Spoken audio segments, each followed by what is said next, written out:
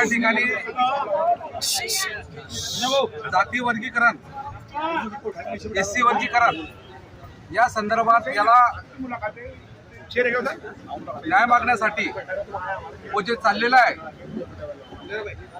त्या शासनाच्या दरबारी या ठिकाणी आमची बाजू मांडण्यासाठी आम्ही या ठिकाणी आज समाजवादांच्या ठिकाणी मीटिंग ठेवलेली होती आणि त्या मीटिंगमध्ये सर्व पक्षीय, सर्व समाजाचे कार्यकर्ते, सर्व मित्र परिवार, आमचे तरुण मित्र, तरुण पोरं, महिला मंडळ या ठिकाणी समाजातले सर्व घटकातले, राजकारणापासून असतील, सामाजिक काम करणारे असतील, छोट्या छोट्या वार्डामध्ये काम करणारे सामाजिक कार्यकर्ते असतील, यांनी या ठिकाणी या मीटिंगला या ठिकाणी उपस्थिती दिलेली आहे आणि आमच्या या ठिकाणी एक कृती समिती तयार करण्याचं या ठिकाणी आम्ही ठरवलेलं आहे।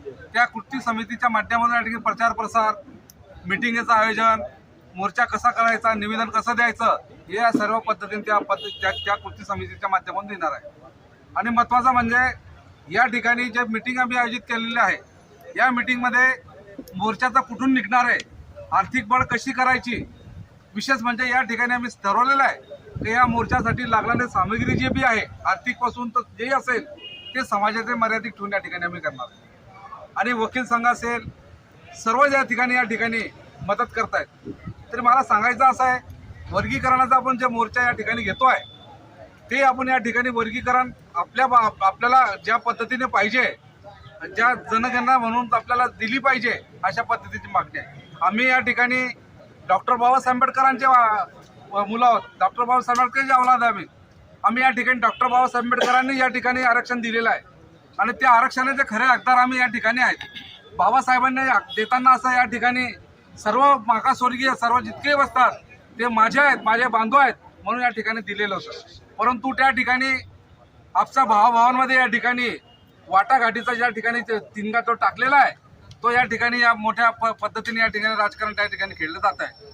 समाजाचं या ठिकाणी वर्गीकरण नसून हे समाजाचा हत्यार या ठिकाणी देऊन या ठिकाणी राजकीय बळ या ठिकाणी वापरण्याचा प्रयत्न करतो, सत्याचा बळ या ठिकाणी वापर करतायत। आम्ही या ठिकाणी आमचा जो समाज आहे या सत्याला जवळून ओळखून आहे, राजकारणाला जवळून ओळखून आहे, राजकारणाचे डाव जवळून ओळखून आहे म्हणून या ठिकाणी आमच्या काळात कोणी लोक फासा टाकू शकत नाही। आम्ही जागृत लोक आहेत म्हणून आमच्या जे बांधव आहेत ज्यांना या ठिकाणी या राजकारण या सगळ्या गोष्टी कमतरता माहिती असले त्यांच्या गळ्यात हा फासा टाकलेला आहे। परंतु मला सांगायचं असं आहे, वर्गीकरण करण्याचं खरं कारण असं आहे, वर्गीकरण केल्यानंतर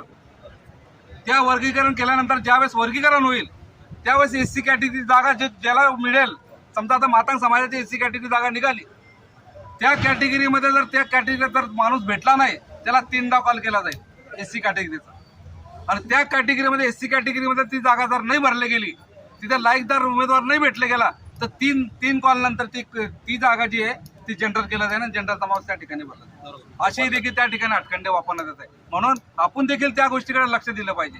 आता भुसावळ शहराचं घ्या, भुसावळ शहरामध्ये मातंग समाज जो आहे, मातंग समाजाने अण्णाभाऊ साठे यांचा स्मारक देखील या ठिकाणी तयार केलेलं नव्हतं, परंतु या ठिकाणी आम्ही अण्णाभाऊ साठेला जितका बाबासाहेबाला मानतो तेवढा अण्णाभाऊ साठेंना आम्ही मानतो आणि मी स्वतः माझ्या पैशाचा खर्च करून त्या ठिकाणी अण्णाभाऊंचा या ठिकाणी स्मारक मी तयार करून दिला आणि त्याचं उद्घाटन रामदास आठवले साहेबांना त्या ठिकाणी बोलवलं। सांगायचा अर्थ असा आहे की आम्ही या ठिकाणी मातंग समाजाला आमचा भाऊ समजतो, आमचा रक्तातला समजतो। आतापर्यंत आपण जर मागे पाहिलं असेल तर मातंग समाजाच्या घरावर दगड गेला असेल तर तो दगड आमच्या घरावर आलेला होता, मातंग समाजाच्या घराला जर आग लागली असेल तर त्याची वाफ आमच्या घरापर्यंत आली होती। आम्ही त्यांच्या बाजूने लढलेलो आहे, त्यांच्या बाजूने उभे राहिलेलो आहे। म्हणून या ठिकाणी मला म्हणायचं आहे, तुम्हाला वर्गीकरण जर पाहिजे होतं, वर्गीकरण जर तुम्हाला हक्काचं पाहिजे होते तर या ठिकाणी बौद्ध समाजाच्या कार्यकर्त्यांसोबत बौद्ध समाजाचं मीटिंग या ठिकाणी करून जेव्हा मीटिंग घेतल्यानंतर तुम्हाला जर बौद्ध समाजाकडून या ठिकाणी प्रतिसाद मिळाला नसता, त्याच्यात आमचा लाभ दिसला असता तर त्या ठिकाणी तुम्ही आमच्याकडून फुटून गेले असते।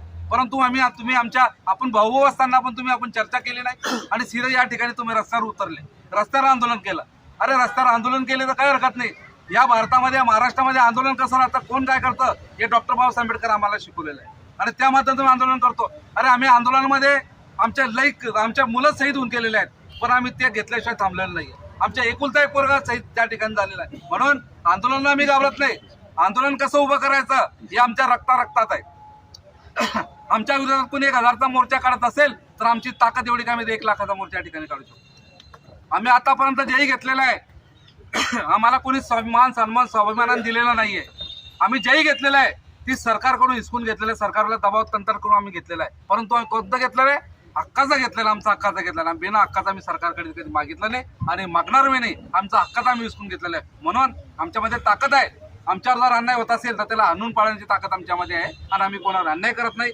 अशा पद्धतीने या ठिकाणी मोर्चाचं आमचं नियोजन आहे. म्हणून या ठिकाणी आता आमचा जो मोर्चा आहे या ठिकाणी भविष्यात आणि भविष्य कधी झालेला नाही असा मोर्चा या ठिकाणी होणार आहे. आणि या मोर्चामध्ये आपल्याला सर्वांना या ठिकाणी आमच्या यांनी सांगितलं का या ठिकाणी आपल्याला मोर्चा काढताना आपल्याला घराला कुलूप लावायचा आहे. राजू सुरींची जर मोर्चात सहभाग होत असेल तर त्याच्या घराला देखील कुलूप लागलं पाहिजे. म्हणून प्रत्येक कार्यकर्त्यांनी प्रत्येकाने या ठिकाणी आपल्या घराला कुलूप लावून आपल्याला रस्त्यावर यायचं आहे. आपल्याला प्रशासनाला या ठिकाणी आमची मागणी काय, आमची मागण्यासाठी आम्ही रस्त्यावर आलेलो आहोत हे प्रशासनाला दाखवून द्यायचं आहे. आणि प्रशासनाला हे दाखवायचं आहे की आम्ही आज बी जागृत आहे, उद्या बी जागृत राहू आणि नेहमी जागृत राहू. प्रशासनाने आम्हाला कमजोर समजू नये या ठिकाणी प्रशासनाला आम्ही या मोर्चाच्या माध्यमातून दाखवून देणार आहे. म्हणून मोर्चामध्ये सर्वांनी सहभागी व्हावं. या ठिकाणी आमचे सर्व कार्यकर्ते आम्ही जे सर्व टीम आहे एकजुटने एकत्रित काम करतोय. आमचा पक्ष, आमचा गट तट सर्व या ठिकाणी बाजूला ठेवणार आहे. फक्त एकच लक्ष, जय भीम समाजाचा मोर्चा हाच आमचा लक्ष आहे. आणि प्रत्येक समाजाच्या प्रत्येक घरातल्या माणसाला या ठिकाणी मोर्चात सहभाग करून घ्यायचा आहे. हा प्रचार प्रसार आमचा राहणार आहे. शासनापर्यंत आमचं निवेदन या ठिकाणी शांततेने पोहोचवायचं आहे. आमच्या युवकांना देखील या ठिकाणी सांगायचं आहे आपल्याला भावनेच्या भरात या ठिकाणी जायचं नाही.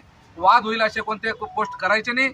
आणि आपल्याला वाद दुकान बंद करा का गाव बंद करा, मोर्चाच्या वेळी देखील आपल्याला कोणाला त्या ठिकाणी बोलायचं नाही. फक्त आपला मोर्चा सक्सेस कसा होईल याला हे बघितलं पाहिजे. दुसऱ्या कोणत्याच गोष्टी या ठिकाणी सार्वजनिक माणसांना किंवा लोकांना आपल्या मोर्चापासून त्रास होईल नाही याची आपण दखल घ्यावं. एक आपला मोर्चा आदर्श मोर्चा राहील अशा पद्धतीने आपला मोर्चा काढायचा आहे. इथेच थांबतो. जय हिंद, जय भारत, जय भीम, जय बुद्ध, जय भारत.